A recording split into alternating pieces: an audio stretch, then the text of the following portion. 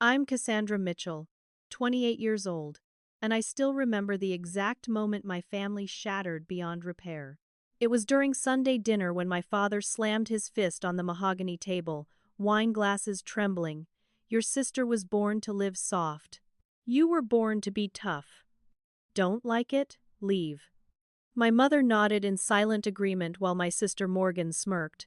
17 years of unequal treatment crystallized in that moment. So I did exactly what they suggested. I left. But I didn't just walk out the door. I walked out with a plan that would change everything they thought they knew about their tough daughter versus their soft, precious Morgan. Before I dive into my story, I'd love to know where you're watching from today. Drop your location in the comments.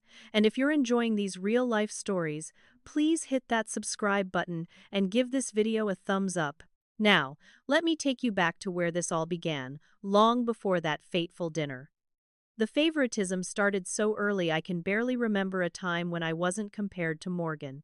She's 3 years younger, and from the moment she was born, the dynamic was set. I was expected to be the responsible one, while Morgan was pampered and protected from every minor disappointment life offered. By 16, I was working at the local grocery store after school and on weekends. My parents claimed it would build character and teach me the value of money.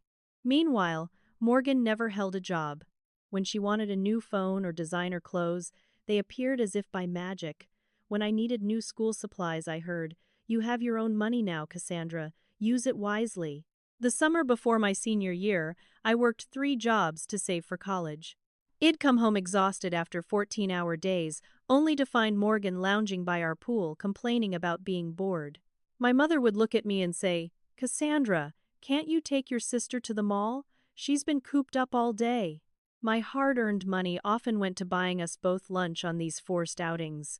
When I graduated high school as valedictorian, I thought, finally, my parents would show some pride. The ceremony was at 2 o'clock. At 3:30, just after I received my diploma, I watched my parents slip out the back doors. Morgan had a dance recital at 4. She was in the corps, not even a featured dancer, but they couldn't miss it. They missed my speech, though, the one I'd practiced for weeks, where I thanked them despite everything. My grandparents recorded it, but my parents never asked to watch. College was more of the same. I worked through school, maintained a 4 gigapascals, and graduated with honors in business marketing. Morgan dropped out after 1 semester, claiming college wasn't her thing. Instead of insisting she try again or find a job, my parents let her move back home. They converted the basement into a creativity studio where she could find herself. Finding herself apparently involved sleeping until noon and maxing out the credit card they gave her.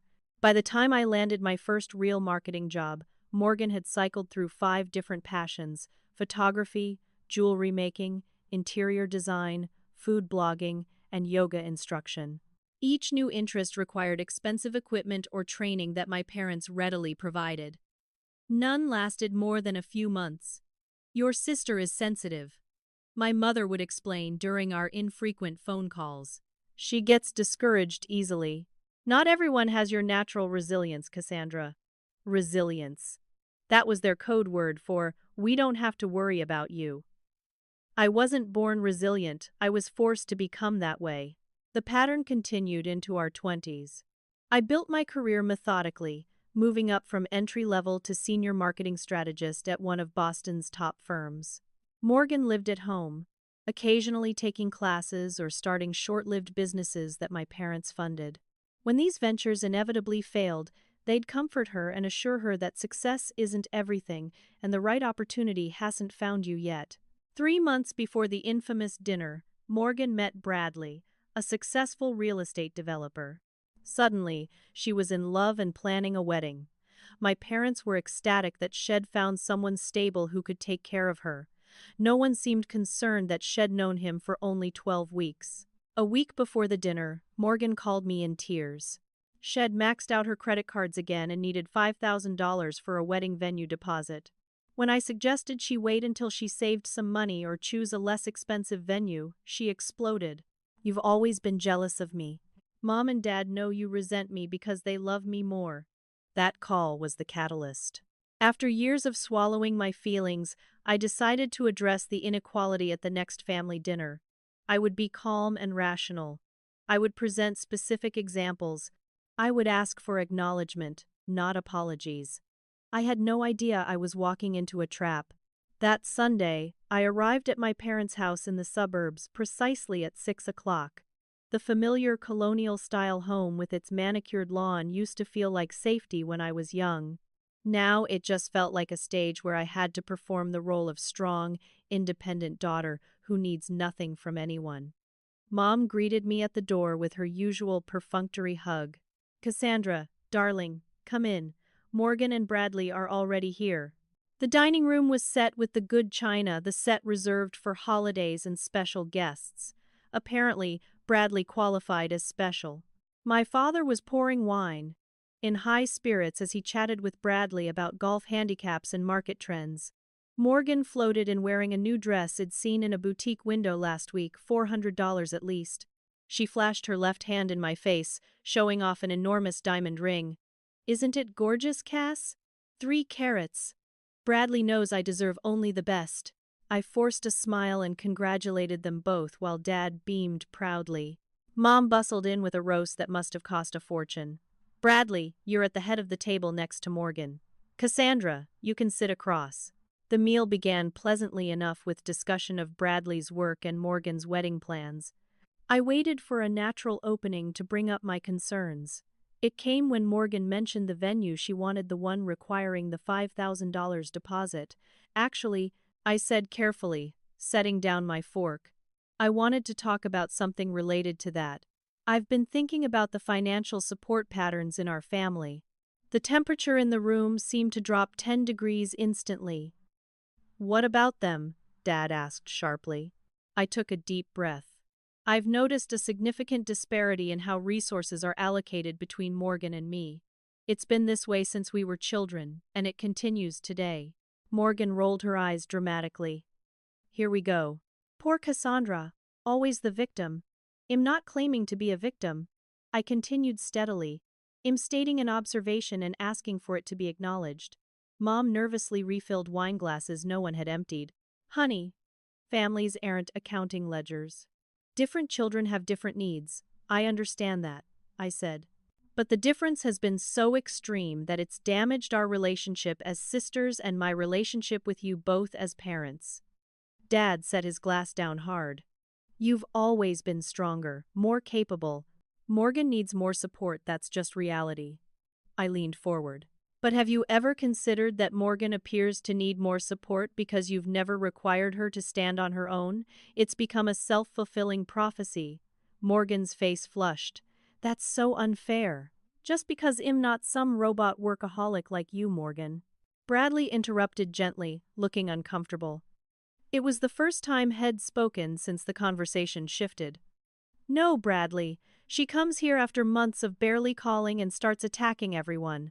Morgan's voice rose shrilly. My father pointed his finger at me. "You've always been jealous of your sister's spirit. Not everyone is built to face the world like you are." I kept my voice level despite my racing heart. I wasn't built any particular way. I became self-sufficient because I had to. "Oh, don't be so dramatic," my mother sighed. "We gave you everything essential." "While giving Morgan everything essential plus everything she wanted," I countered.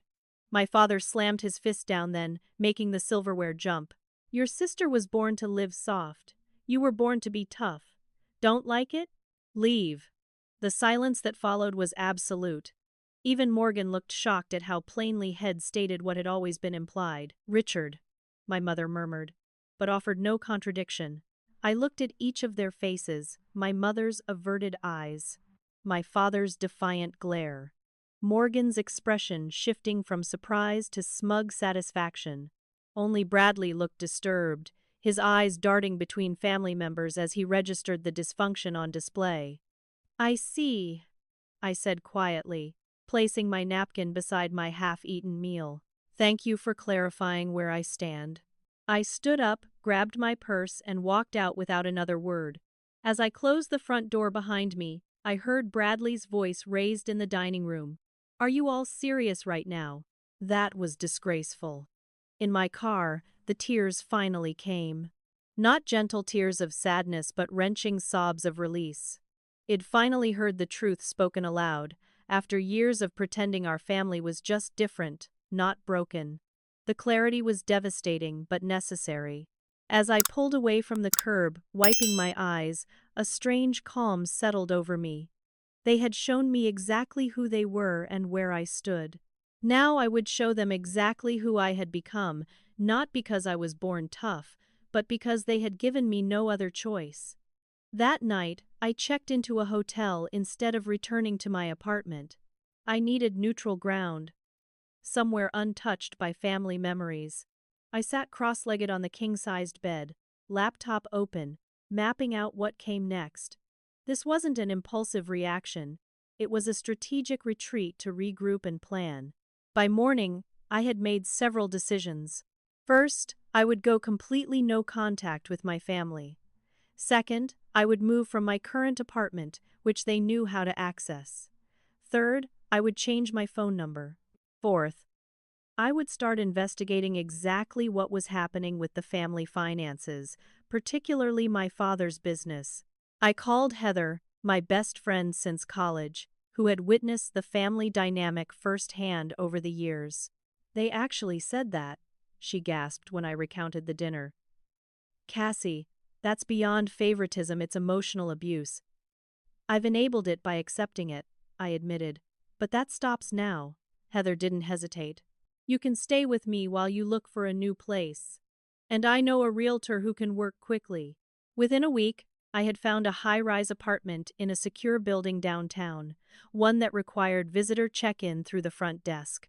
I changed my cell number and created new email addresses. I notified my company of potential harassment without providing specifics beyond a difficult family situation, and asked them not to confirm my employment to any callers.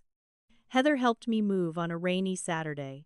As we unloaded the last box, she handed me a small gift bag. "What's this?" "A housewarming gift for your new life." Inside was a beautiful leather-bound journal with my initials embossed on the cover. "For recording your journey," she explained, "and for remembering that you're writing your own story now." That journal became crucial as I began piecing together information about my family's finances.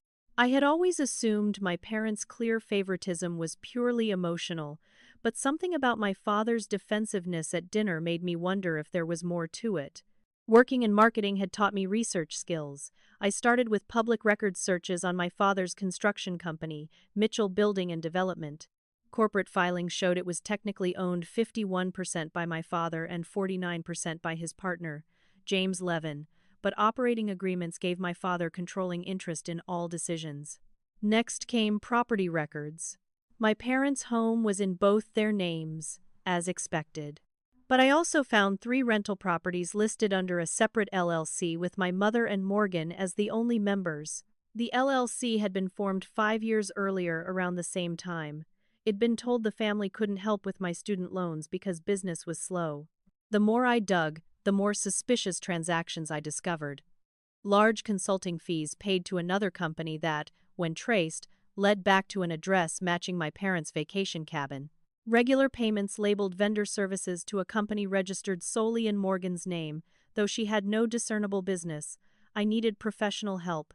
Through a work connection, I found a forensic accountant willing to review the public documents discreetly. His conclusion was troubling. Based on what's publicly available, he told me over coffee, there appears to be a pattern of diverting business funds into family members' accounts in ways that might constitute tax evasion. "Are you sure?" I asked, stunned, despite my suspicions. "No, not without full access to the books," he clarified. "But there are red flags. If you were my client looking to invest in this company, I'd advise extreme caution." Meanwhile, Morgan had been trying to reach me through increasingly frantic messages sent via mutual acquaintances. "Tell Cassandra she's breaking Mom's heart," she told our mother's friend Diane. "Tell Cassandra Dad's blood pressure is through the roof because of her," she told our cousin Tyler.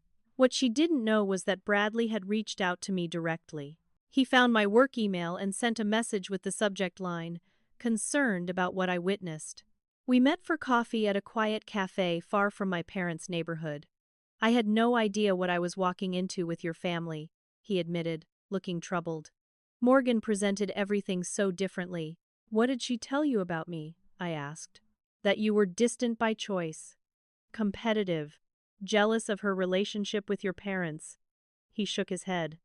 After that dinner, I started noticing things. Money disappearing from our joint account. Purchases she couldn't explain. When I questioned her, she burst into tears and your parents called to tell me I was being too hard on her. Bradley hesitated, then continued. Last week, I found statements showing she's been taking money from my business account too. When confronted, she claimed she was borrowing it for a surprise for me. Over $20,000. I wasn't surprised, but I was sorry for him. What are you going to do? He looked down at his coffee. I don't know yet, but I wanted to warn you they're planning something. Morgan's been meeting with your father's lawyer. A new ally had emerged from an unexpected quarter, and I would need all the help I could get. At work, I found unexpected support from Keith Donovan, our firm's legal compliance officer. When I mentioned needing to understand certain business structures for personal reasons, he offered his expertise without prying. As our coffee meetings became regular, I gradually shared more details.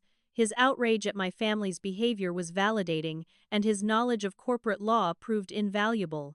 You realize, he said during one of our discussions, that if your father's company has government contracts and there's financial impropriety, that's potentially a federal issue.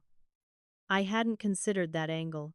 My father's company regularly bid on municipal projects, libraries, community centers, government office renovations. I'm not looking to destroy my family, I clarified. I just want them to acknowledge what they've done and stop the pattern. Keith's expression was serious. Sometimes leverage is necessary to create change. Just know your options.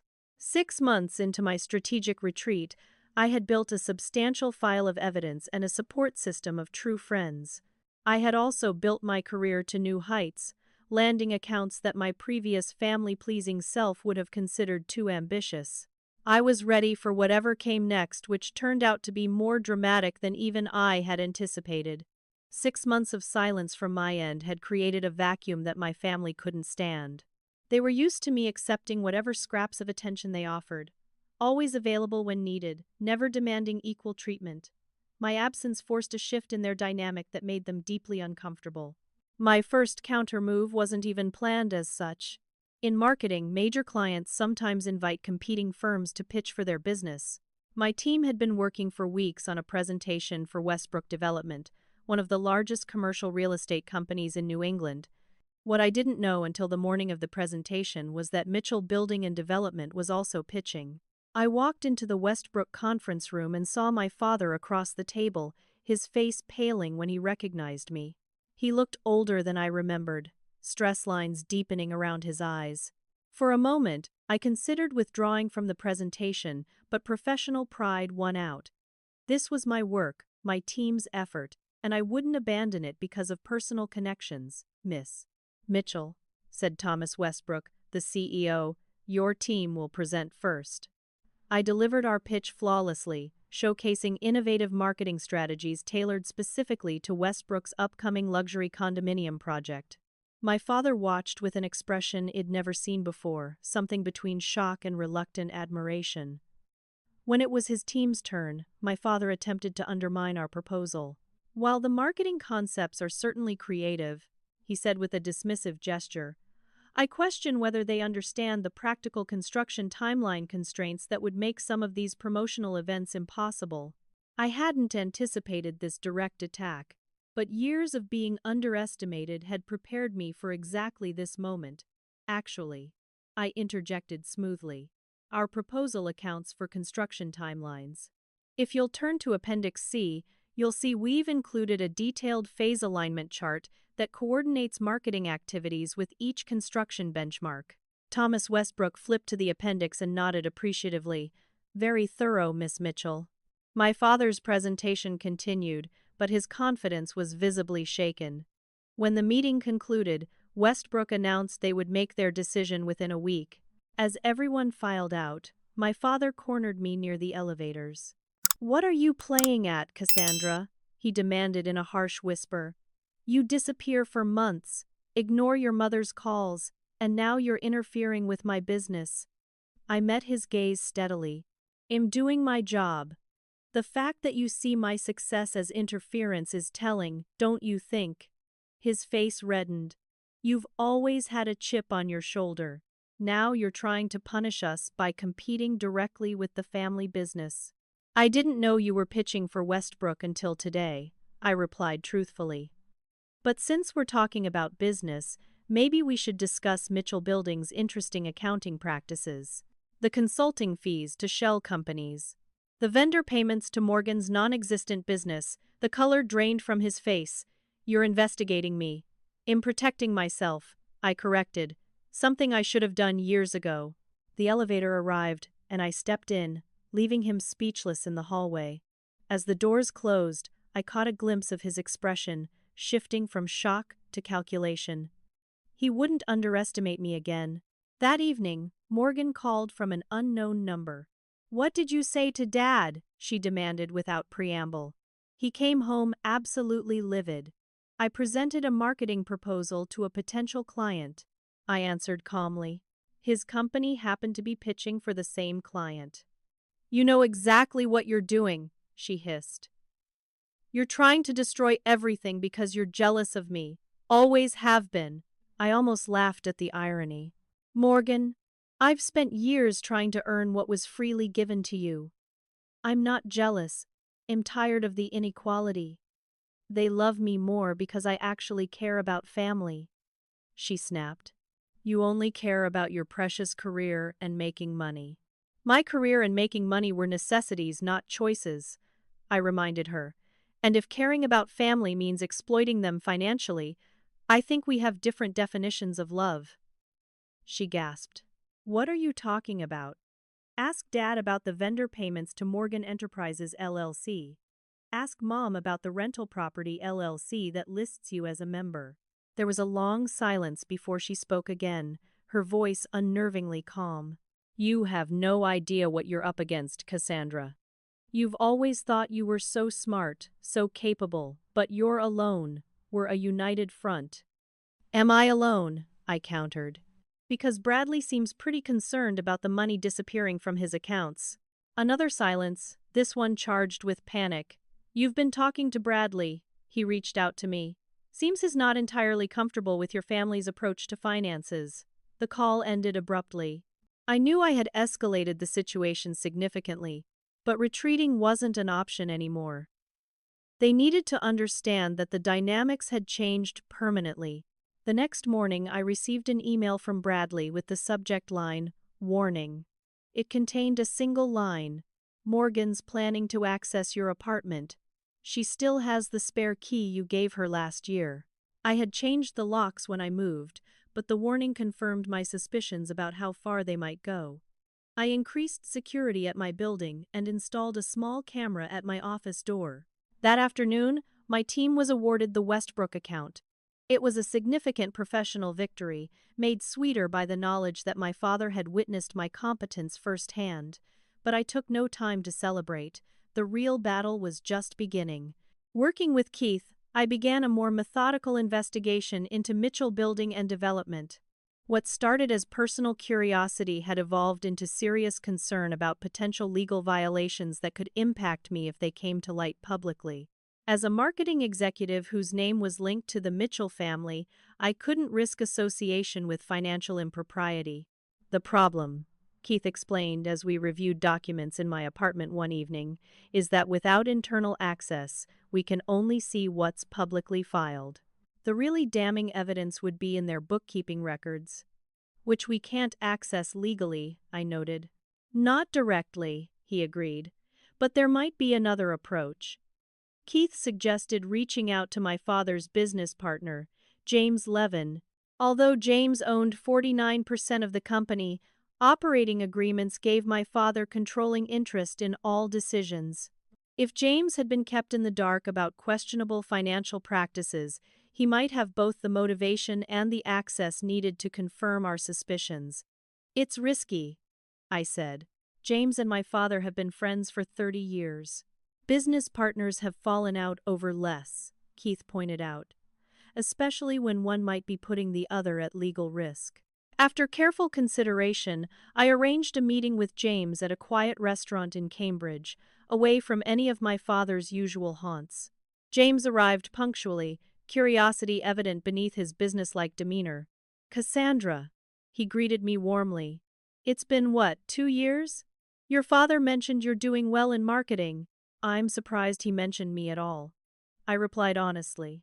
James' expression turned serious.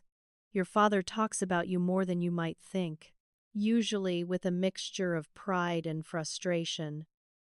We ordered drinks, and I carefully approached the real purpose of our meeting. "James, I'm concerned about some financial patterns I've noticed in the family business. As someone who shares the Mitchell name, I'm worried about potential exposure." His eyebrows rose. "What kind of patterns?" I showed him copies of the public documents I'd gathered, explaining the suspicious flows of money through shell companies and the payments to Morgan's non-existent business. James studied the papers, his expression darkening. "I've had concerns for some time, but Richard has been blocking my access to certain accounts, says it's streamlining the management process."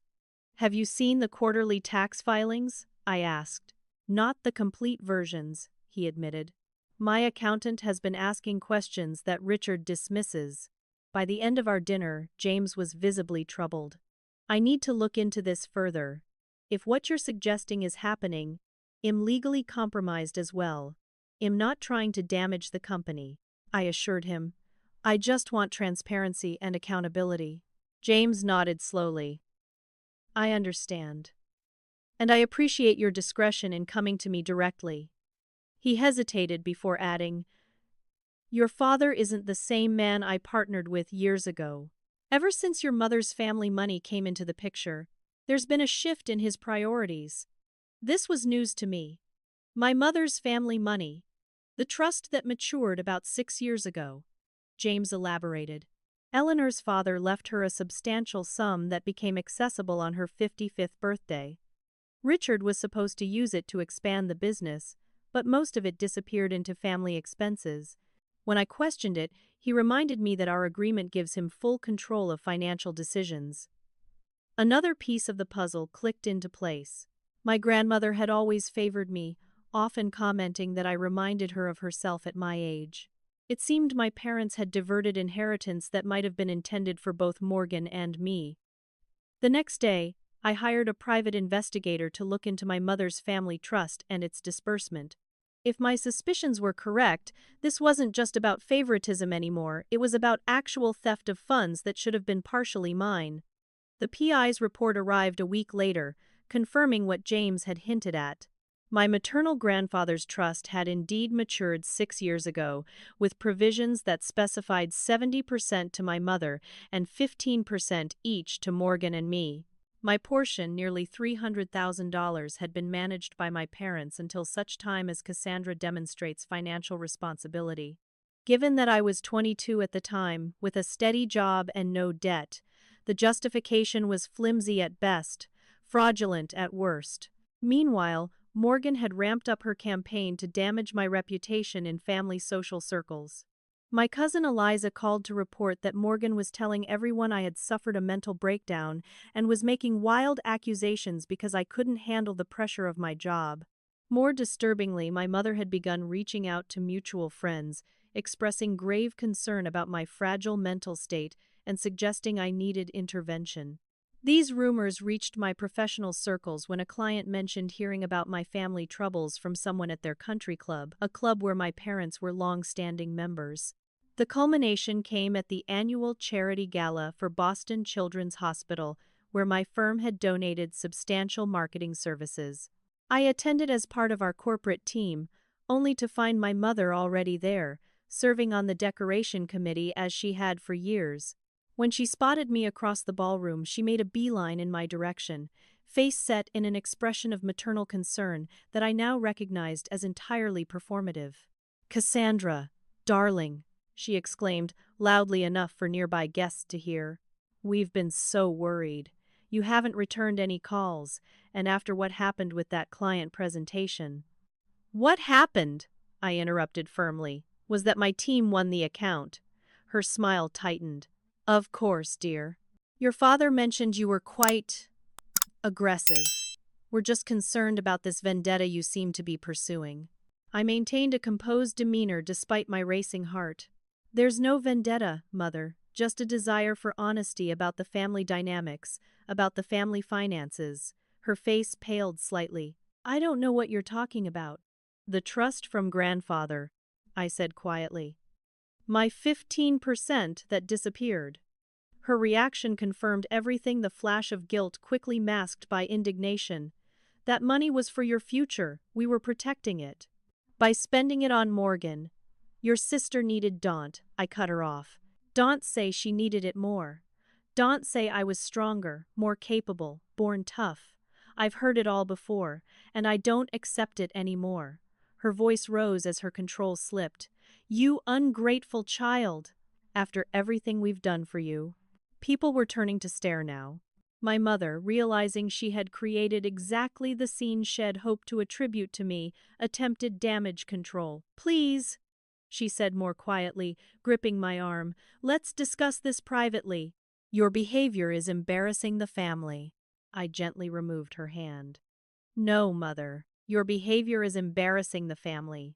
Your financial mismanagement, your enabling of Morgan, your gaslighting of me, those are the embarrassments. I walked away, leaving her sputtering in uncharacteristic disarray. Later that evening, my phone lit up with a text from James. We need to talk. I found something in the books. The walls were beginning to crumble, but I knew my family wouldn't go down without a fight, and their next move would prove just how desperate they had become. 2 days after the charity gala, I received a disturbing call from Bradley. Morgan knows you're investigating the family finances, he said without preamble. She's been on the phone with someone named Derek, planning something involving your computer. Derek Winters, I asked, suddenly alert. Derek was Morgan's friend from high school who had always operated on the fringes of legality, small-time hacking, identity theft schemes, selling fake IDs to underage students. She didn't use a last name, Bradley replied, but she mentioned he knows computers and could get past any security. Thanks for the warning, I said, genuinely grateful. Why are you doing this, Bradley? You're still with Morgan, right? There was a long pause. For now. Reassessing. What I've seen from your family these past months isn't what I signed up for. After hanging up, I immediately contacted Keith, who helped me set up enhanced security protocols on all my devices and accounts. We also installed a hidden camera in my office and configured a security system that would record any unauthorized access attempts. The trap was set just in time. 3 days later, the office security system notified me of movement at 11:42 p.m.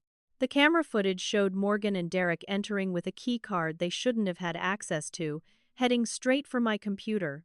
Derek worked on bypassing my login while Morgan nervously watched the door. Their conversation was captured with perfect clarity. Hurry up, Morgan hissed. We just need her emails with that forensic accountant and anything about Dad's company. Chill, Derek replied. This takes time if you don't want to leave traces. Bradley leaves for Chicago tomorrow morning. If he finds out I took his keycard, he won't if you put it back. Now shut up and let me work. They spent 40 minutes attempting to access my computer, eventually giving up when Derek's methods failed to penetrate the enhanced security. Before leaving, Morgan searched through my desk drawers, but found nothing useful. I had long since removed any sensitive documents. The next morning, I sent the security footage to my email, created backups, and debated my next move. Direct confrontation seemed necessary, but I needed to be strategic about when and where. The opportunity came sooner than expected. That afternoon, Morgan appeared at my office building, demanding to see me. My assistant, alarmed by her aggressive demeanor, called security but also alerted me. I decided to face her in the building lobby, a public space with security cameras and witnesses. When I stepped off the elevator, Morgan was engaged in a heated argument with the security guard. "Morgan!" I called calmly. "Let's take this outside." She whirled around, face flushed with anger. "Finally! You can't hide from family forever, Cassandra." We walked to a small park across the street, finding an isolated bench where we could talk without being overheard but were still visible to passers-by. "What do you want, Morgan?" I asked, though I knew perfectly well. "I want you to stop whatever you're doing," she snapped. "Stop talking to Bradley. Stop investigating Dad's business. Stop making Mom cry every night. It's interesting that you're more concerned about me investigating than about what I might find," I observed. Her expression flickered between rage and fear. "There's nothing to find. You're just trying to cause trouble because you've always been jealous of me." I regarded her calmly. "Morgan, I have video footage of you and Derek breaking into my office last night." The blood drained from her face. "You're lying." I pulled out my phone and played a brief clip. Her eyes widened as she watched herself on screen, heard her own voice discussing Bradley's keycard and the search for emails. "I could press charges for corporate espionage," I said quietly. "Derek has a record already, doesn't he? This would probably mean jail time for him." "You wouldn't," she whispered, but her confidence was cracking. "I don't want to," I admitted. "Despite everything, you're still my sister. But this has to stop." Morgan's composure collapsed entirely.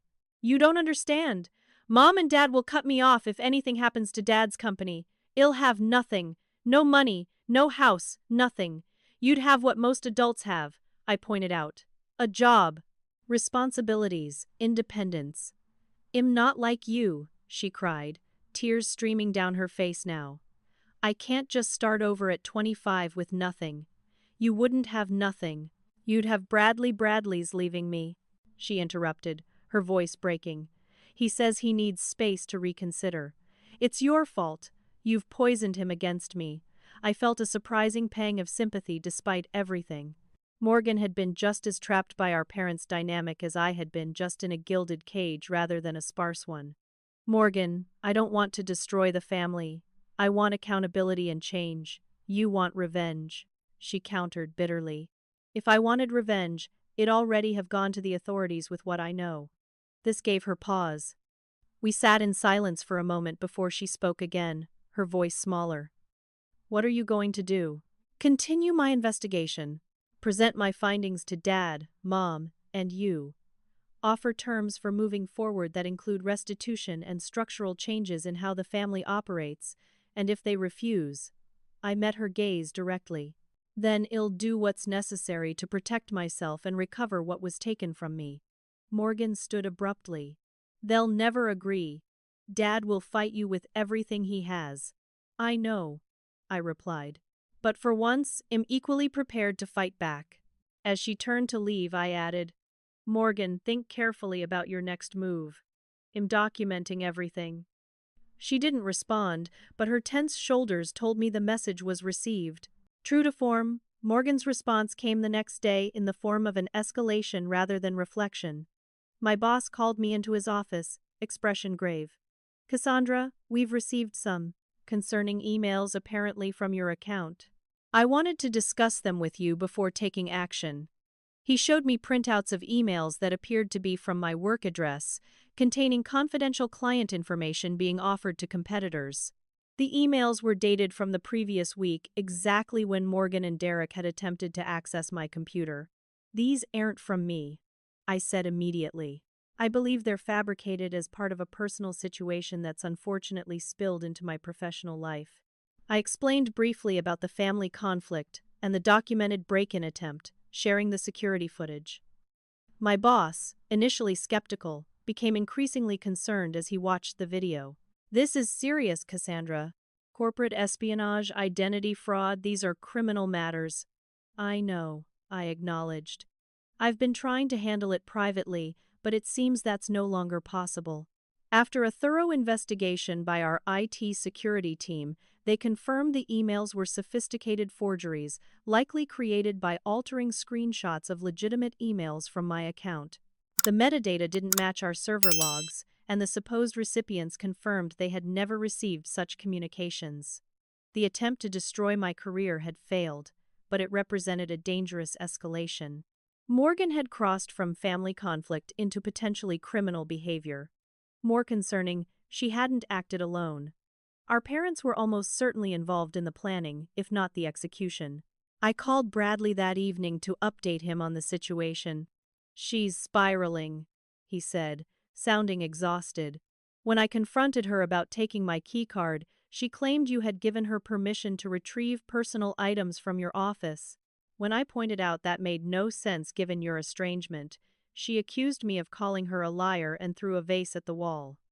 "Where are you now?" I asked, concerned. "Hotel downtown?" "I've moved out temporarily. Told her I need space to think.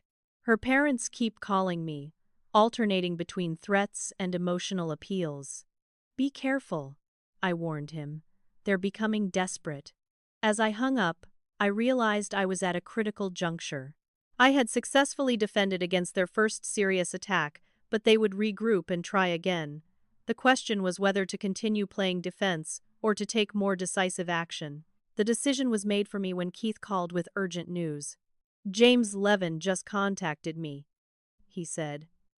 "Your parents are trying to force him out of the company. He needs to meet with both of us immediately." The battle lines were being drawn more clearly now. My parents had realized that James might be an ally to me, and they were moving to eliminate that threat. It was time to consolidate my position and prepare for the final confrontation. The meeting with James Levin took place at his attorney's office, a precaution that spoke volumes about how serious the situation had become. James looked haggard, the strain of recent events evident in the deep lines around his eyes. "Richard called an emergency board meeting yesterday," he explained without preamble.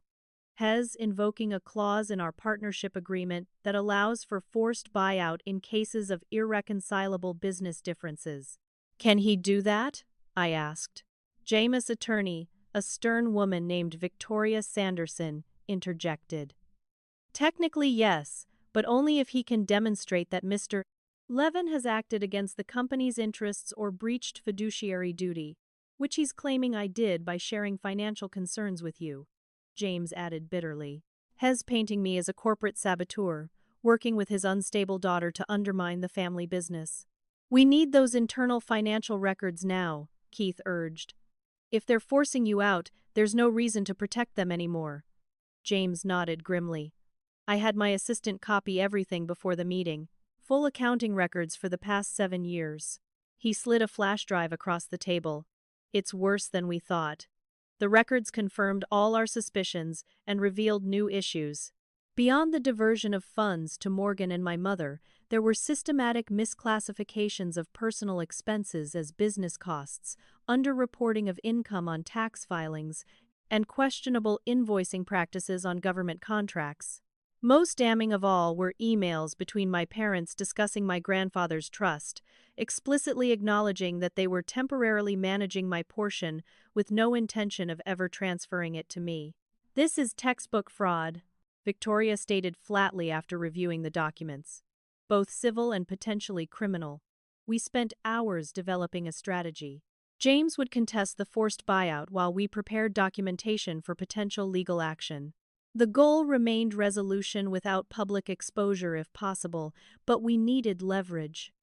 Meanwhile, my father had begun using his business connections to pressure my company. One of our major clients, a longtime friend of my father, suddenly demanded personnel changes on their account, specifically my removal. My boss, though supportive after the email forgery incident, was concerned about losing a significant revenue source. "I don't want to reassign you," he told me during a tense meeting. "But Harrison Development is threatening to pull their entire portfolio if we don't." "I understand the position you're in," I assured him. "May I suggest a compromise? I'll step back from direct client contact with Harrison but continue managing the team remotely. We can present it as a natural reorganization." He seemed relieved by the solution, unaware that I had anticipated this move and already prepared contingency plans with other clients that my father couldn't influence. The pressure wasn't limited to my professional life. My mother had escalated her campaign of character assassination, now telling friends and family that I was suffering from paranoid delusions and needed psychiatric intervention. She even contacted my former college roommate, expressing grave concern about my mental health and asking if I had shown signs of instability during our university years. Most people recognize these claims for what they were: desperate attempts to discredit me, but the constant defense was exhausting. Each day brought a new fire to extinguish, another relationship to salvage from my mother's poisonous insinuations. Through it all, Heather and Keith remained steadfast supporters. Heather fielded calls from concerned mutual friends, calmly countering my mother's narratives. Keith provided legal perspective and emotional support, our professional relationship evolving into something deeper amid the crisis.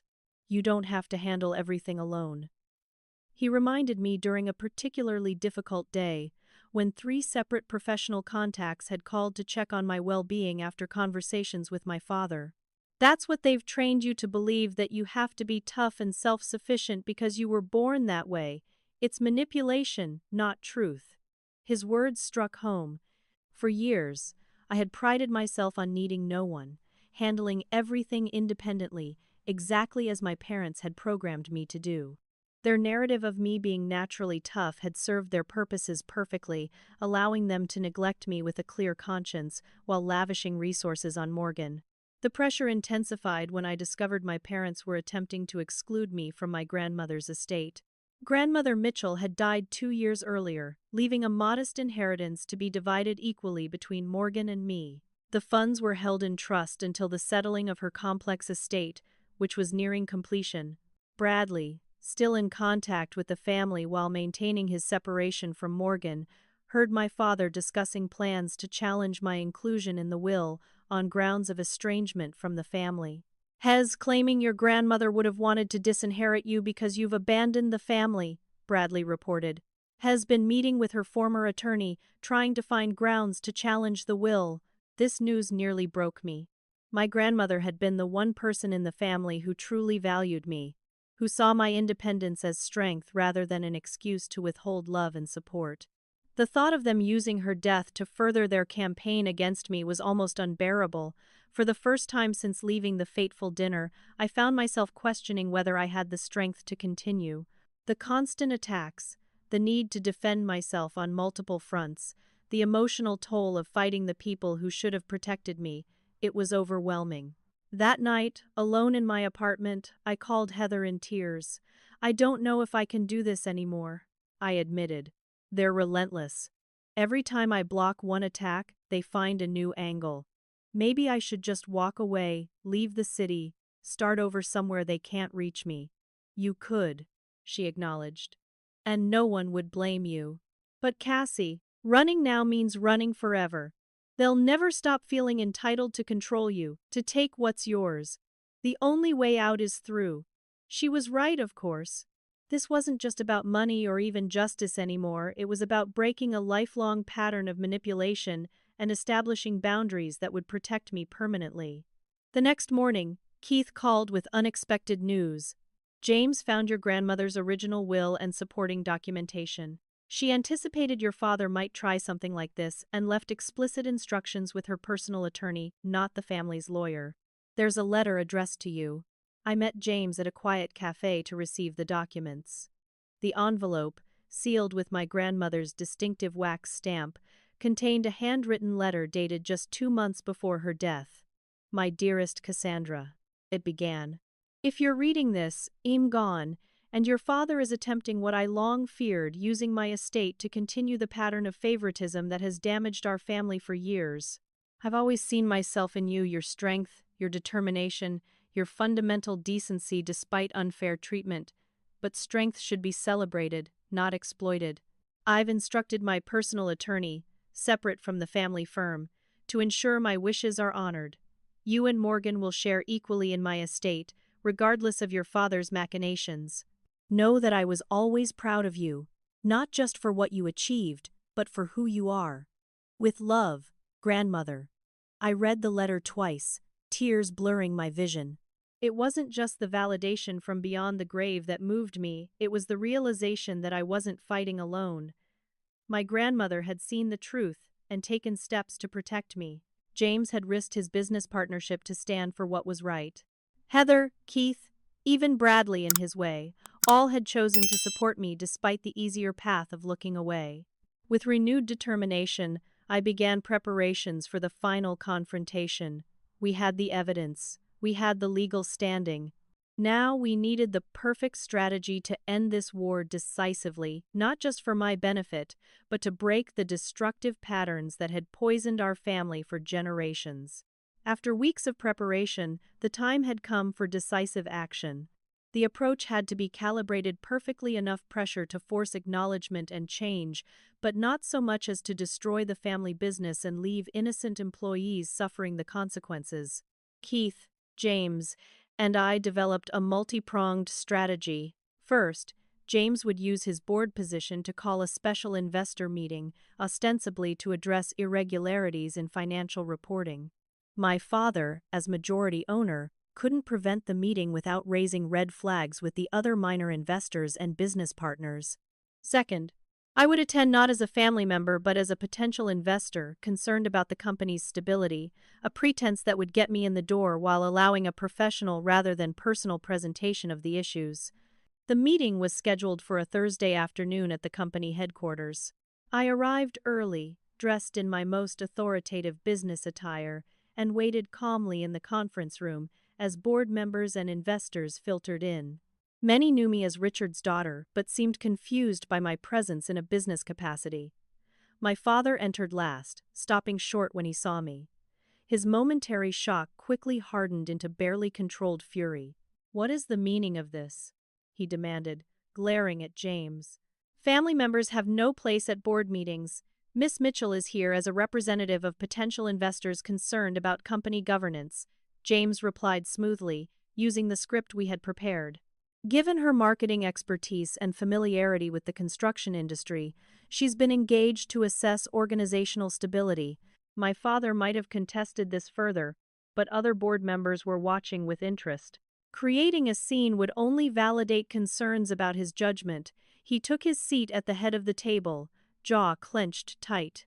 James began the meeting with a bland overview of recent projects before transitioning to areas of concern.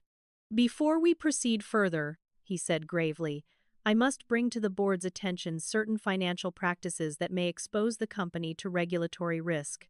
He distributed folders containing carefully selected documents from our investigation, clear enough to demonstrate problems, but not so comprehensive as to overwhelm. As board members began reviewing the contents, expressions shifted from curiosity to concern and, in some cases, alarm. These documents suggest systematic misclassification of personal expenses as business costs, James continued. Additionally, there appear to be payments to vendors that provide no discernible services to the company. My father attempted to regain control. "These are baseless allegations. James has had a personal vendetta since our disagreement over the Westbrook project." "The documentation speaks for itself, Mr. Mitchell," I interjected calmly. "Our concern is not assignment of blame but mitigation of risk. These practices, if continued, expose Mitchell Building to significant liability." The phrase mitigation of risk was carefully chosen to signal to the board that there was still a path to resolution, short of regulatory intervention or public exposure. As discussion continued, my father grew increasingly defensive, alternating between dismissing the evidence and attempting to shift blame to accounting staff. His credibility diminished with each contradictory explanation. Midway through the presentation, the conference room door burst open. Morgan stood in the doorway, face flushed with anger. "I knew it," she shouted, pointing at me. "You're trying to destroy Dad's company. You couldn't stand being the less loved daughter, so now you're getting revenge." The room fell silent at this dramatic interruption. Morgan's outburst, far from helping my father's position, had transformed a business discussion into a family drama in full view of the board. "Morgan, this is inappropriate," my father said tightly. "Please leave." "But Dad, she's lying. She's been obsessed with taking you down ever since that dinner when you told her the truth about Morgan." His voice cracked like a whip. "Leave. Now." As security escorted a still protesting Morgan from the building, I maintained my professional demeanor despite the chaos. Her interruption, though unplanned, had actually strengthened my position by highlighting the dysfunction that had spilled from family matters into business operations. The meeting continued with renewed focus on the documented irregularities. By its conclusion, the board had formed an independent committee to investigate the financial practices fully and implement necessary reforms. My father was temporarily removed from financial oversight pending the investigation's outcome. As the boardroom emptied, my father remained seated, staring at the documents spread before him. When only James, Keith, and I remained, he finally spoke. "What do you want from me, Cassandra? Money? Control of the company? My humiliation? Tell me your price for making this go away." "This isn't about a price," I replied. "It's about accountability and change." "Spare me the righteous act," he scoffed. "Everyone wants something." "Yes," I agreed. "I want acknowledgement of what you've done to me, to the company, to our family dynamic. I want restoration of what was taken from me, including my portion of grandfather's trust. I want professional management of the company going forward, with proper board oversight, and if I refuse," Keith intervened, "then, Miss Mitchell will have no choice but to present her evidence to the appropriate regulatory authorities." The documentation of misappropriated government contract funds alone would trigger multiple investigations. My father's face paled slightly as the reality of his position became clear.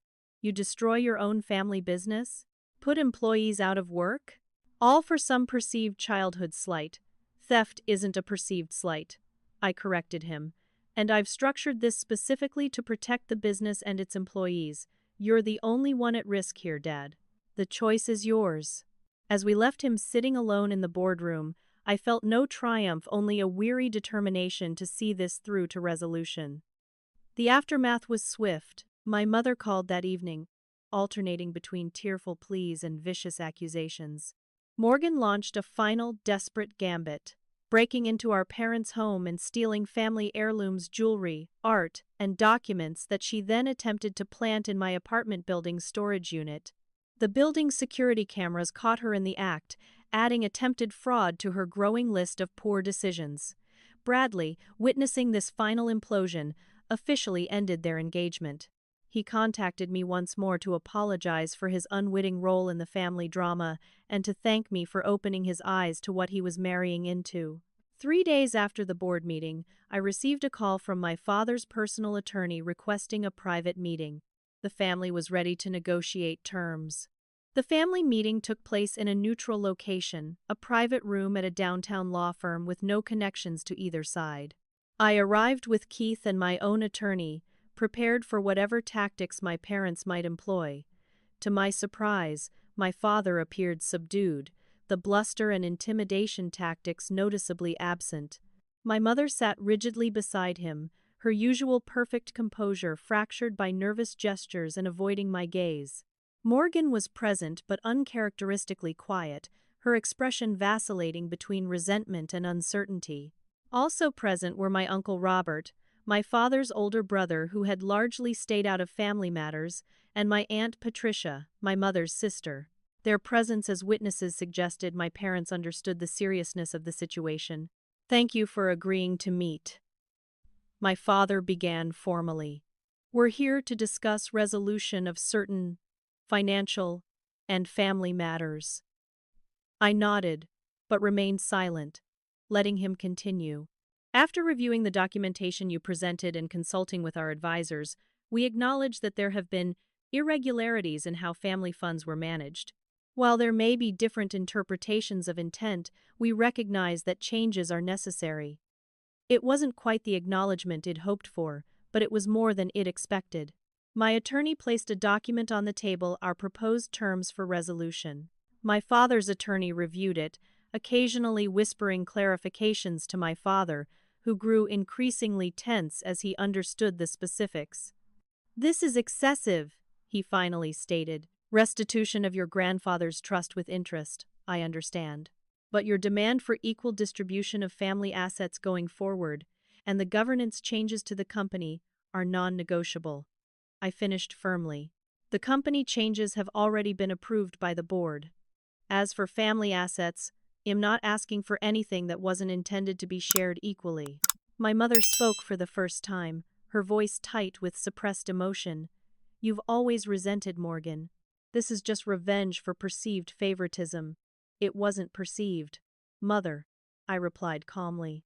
It was documented, systematic, and acknowledged by virtually everyone outside this family, including Grandmother Mitchell. I removed my grandmother's letter from my portfolio and placed it on the table. Grandmother saw what was happening and took steps to protect me. She believed in fairness, even when her own son did not. My mother read the letter, her hands trembling slightly.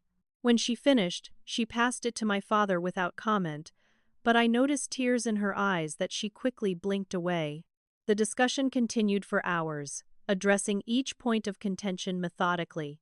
My father would object, his attorney would whisper something, and he would reluctantly concede.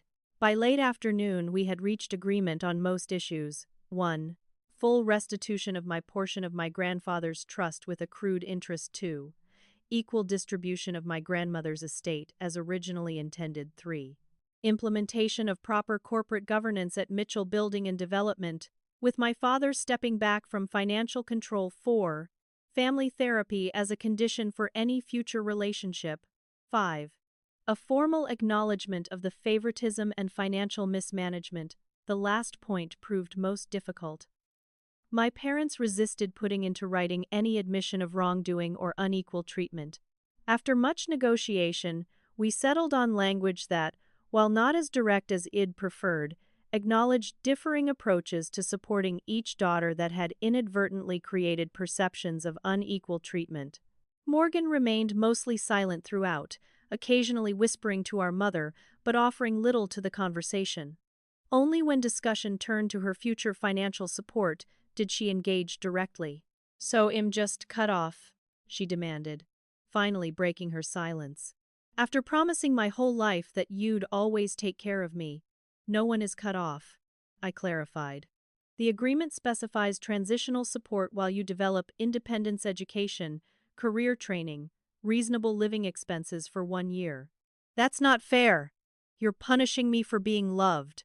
Morgan. My Uncle Robert interjected gently. This isn't punishment.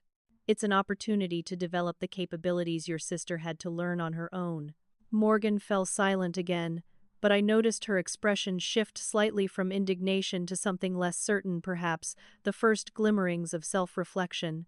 As the meeting concluded and documents were signed, I felt no triumph or vindication, only a profound exhaustion and a tentative hope that healing might eventually be possible. The aftermath unfolded gradually over the following year. My father, as agreed, stepped back from financial management of the company, focusing instead on client relationships and project development where his skills were strongest. Under new financial leadership, Mitchell Building and Development stabilized and eventually thrived. My mother, initially resistant to family therapy, eventually engaged meaningfully in the process. During our third session, she broke down while discussing her own upbringing. My parents valued appearance above all else, she admitted through tears. Nothing I achieved was ever enough. When I had daughters, I unconsciously repeated the pattern. Morgan became my chance to create the perfect, admired daughter I could never be. And Cassandra, you reminded me so much of myself, the part I was taught to suppress. Strong, independent, questioning.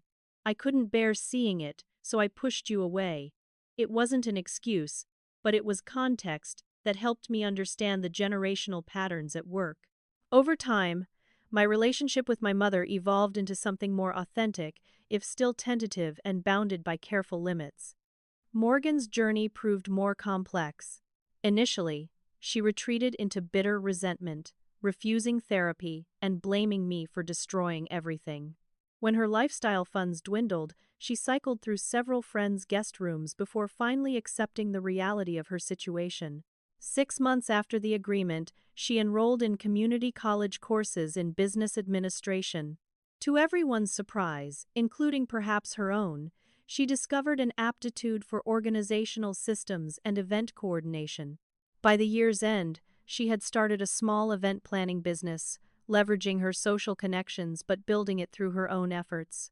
Our relationship remained strained, but occasional text messages evolved into monthly coffee meetings. During one such meeting, she made a confession that stunned me. "I was jealous of you," she admitted quietly. "Not just of your success, but of your solidity. You always knew who you were. I was whoever Mom and Dad needed me to be to get their approval. I didn't have a choice about becoming self-sufficient," I reminded her. "I know, but now I'm choosing it, and it's not terrible." A small smile. "Turns out I'm not as soft as everyone thought." Bradley moved to Chicago permanently, occasionally sending updates through mutual connections. He eventually met someone new. Someone, he told a mutual friend, with healthy family boundaries. Heather remained my steadfast friend throughout, celebrating each milestone of healing and providing perspective when old patterns threatened to resurface.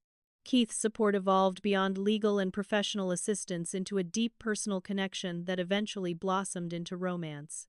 One year after the family agreement, my parents hosted a small dinner at their home. Unlike the fateful dinner that had precipitated everything, this one featured no dramatic pronouncements or ultimatums, just careful conversation, moments of genuine connection, and the fragile beginnings of a new family dynamic based on respect rather than exploitation. As we finished dessert, my father cleared his throat. "Cassandra, I've been meaning to tell you. The Westbrook project you helped secure last year has been our most successful to date. Your marketing strategy was quite brilliant, actually. It wasn't a full apology or acknowledgement, but from my father, it was significant progress. I accepted it with a simple, thank you, rather than the defensive justification my younger self would have felt compelled to provide." Later, as Keith and I drove home, he asked, "Was it worth it? All the conflict, the stress, the difficult conversations." I considered the question carefully. It wasn't about worth in the traditional sense. It was about breaking a pattern that would have continued indefinitely. About establishing that being strong doesn't mean you deserve less love or support, it might mean you deserve more acknowledgement for what you've had to carry. The journey had taught me that true strength isn't about enduring mistreatment or proving resilience. It's about having the courage to name injustice, set boundaries, and require accountability, even from those we've been taught to please at any cost. I wasn't born tough as my parents had claimed for so many years. I had become strong through necessity, and now I was learning that strength could coexist with vulnerability, independence with connection, boundaries with love. As for being born to live soft or born to be tough, I've realized we aren't born to live in any particular way. We're born to grow, adapt, and ultimately choose our own path. Morgan is discovering her strength. I'm allowing myself moments of softness. We're both becoming more complete versions of ourselves, freed from the limiting labels that were placed on us from childhood. So if you've ever been typecast in your family, the responsible one, the sensitive one, the smart one, the pretty one, remember that these labels serve those who apply them, not necessarily those who wear them. You have every right to reject the box others have placed you in and define yourself on your own terms. Have you experienced family favoritism or been labeled the strong one who doesn't need support? Share your story in the comments below. And if this resonated with you, please hit the like button, subscribe to hear more real-life stories, and share with someone who might need to hear that they deserve equal love and support, regardless of their natural resilience. Thank you for listening to my journey. Remember that healing is rarely linear, rarely perfect, but always worth pursuing. I'm wishing you strength when you need it, softness when you deserve it, and the wisdom to know that you were born for both.